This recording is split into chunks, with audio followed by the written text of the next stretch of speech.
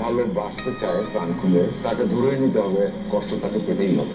আমার একটাই কষ্ট, আমার মায়ের আগে আমার মরণ হলো না কেন।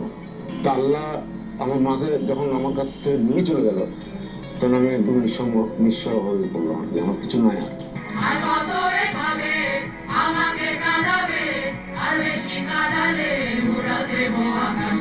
আমি পালিয়ে যাবো, আমি আসলে কোথায় যে যাবো আমি নিজে জানি না।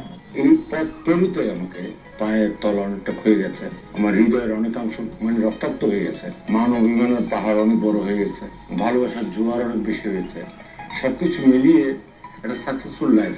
যখন আমি আর বাচ্চু ভাই একসাথে আড্ডা মারতাম, তো তখন আমরা হাসতে হাসতে বললাম যে আমাদের এই শিল্পীদের একটা প্রবাদ আছে ইংরেজিতে, the show must go on.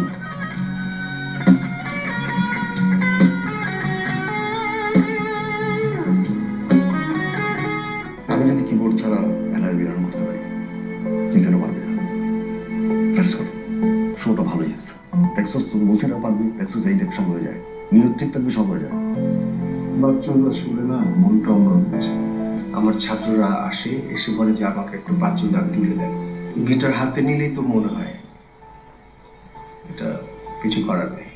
আমার এখন বিশ্বাস হয় না লোকটা চলে গেছে। আপনারা যারা আমাকে ভালোবেসে শিল্পী বানিয়েছেন, ওর কাছে আমি কৃতজ্ঞ।